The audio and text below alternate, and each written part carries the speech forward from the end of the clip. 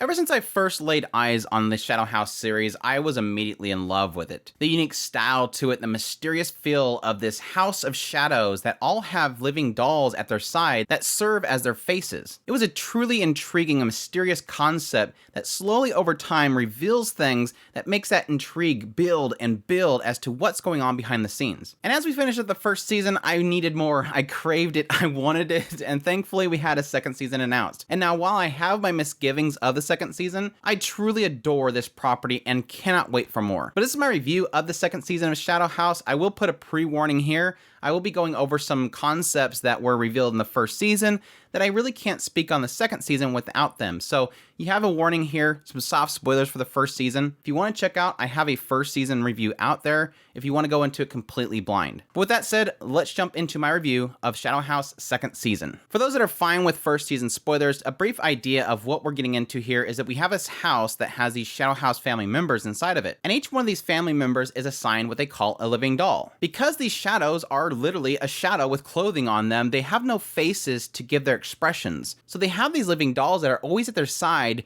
that show other people what they're expressing, what their expressions are on their faces. And then most of our focus is on Kate, and Kate is one of these Shadow family members who has just started out their life in the Shadow House, and she's assigned a living doll, Miliko. And throughout the first season, you sort of get an idea that it's kind of vague as to what's the expectations of a Shadow family members, but we do know that eventually Kate will go and debut to become a part of the Shadow House family members. And while it's kind of vague as to what's the expectation of a Shadow House family member, it seems like Kate's trying to figure that stuff out until she eventually debuts. And now getting into the second season, now that Kate has debuted, she's now in the children's wing, she amongst other children are all waiting for their invitation to the grandfather's wing, which is pretty much the point in which they become an adult. And they then at that point pretty much become an official member of the Shadow House. Now this is where we get into the spoilerish stuff that I will be talking about. So again, full-on spoilers here for the first season. At some point, it is revealed that the living dolls are actually humans that are brought to the Shadow House to serve as their faces. And Kate knows this, and this becomes a central focus of the second season in the idea that Kate is trying to find other allies in order to build a group that will fight against the Shadow House itself. And this is very difficult because it's not as if Kate wants to stand out there and say, everybody join me, and create a big, huge rebellion. She has to do it in secrecy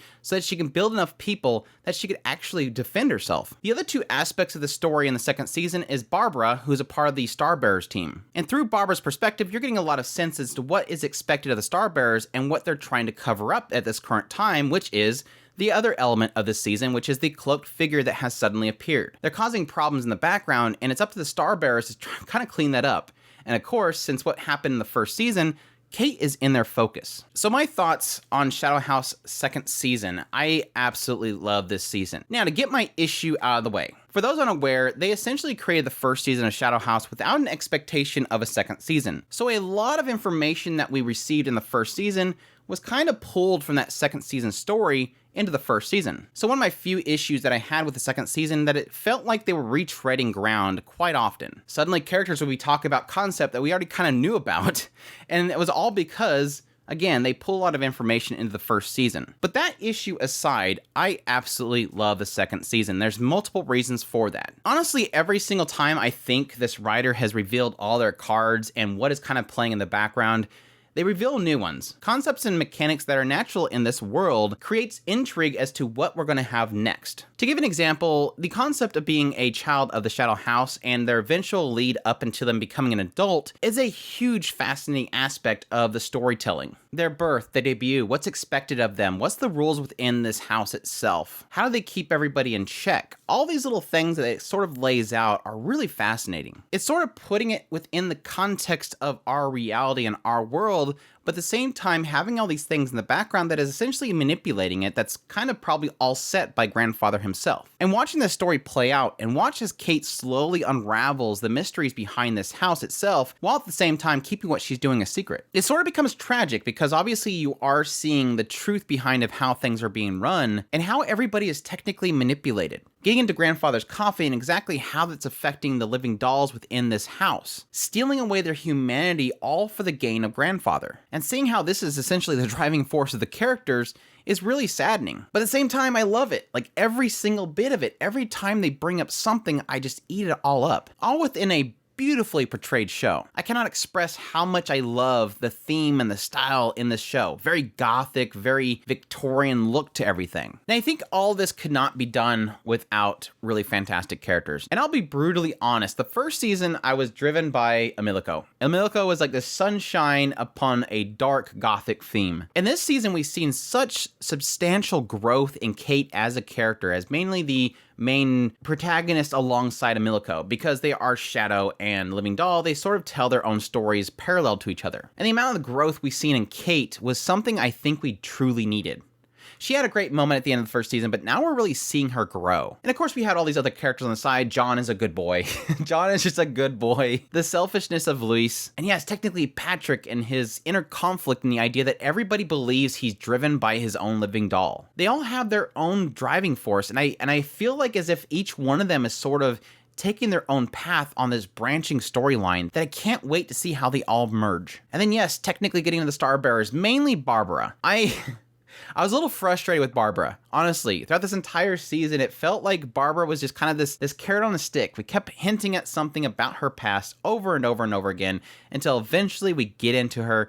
And oh my gosh, her story was so good. And I feel so bad for her. Now, granted, her story is literally the culmination of so many other characters because it's a whole backstory thing. All these other characters that surrounded her that was essentially this really tragic story that it broke my heart. I want to see what they do with Barbara, and I feel like we're only scratching the surface on her. But this is the case with everything. And sadly, one of the biggest issues that I have with this season is that I need more.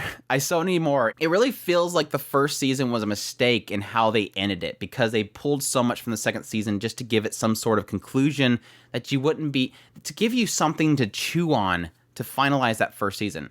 And I feel like with the second season, they didn't want to make it do the same thing. So they left all these doors open, and I want more. Even if they tried to close the doors, there's so much here I want to know more. There's several characters that we don't even know what happened to them or if they're even alive. Emilico has seen such significant growth and we're only scratching the surface of it. Again, Barbara, and I want to see more about what they do with Barbara. And that's all to say there's so much more in this house itself that we haven't even scratched. The Shadow House in both title and in physical form is this big humongous onion that I just love seeing every layer peeled away.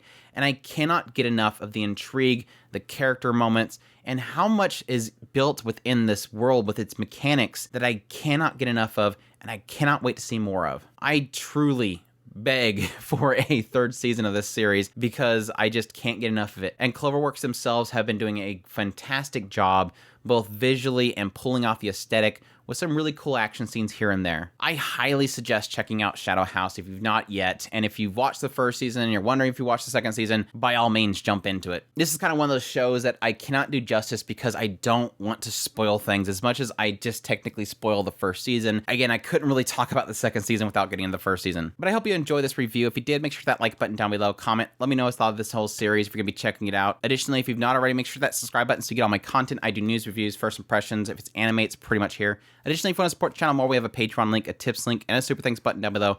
I greatly appreciate everybody that considers, and y'all take care.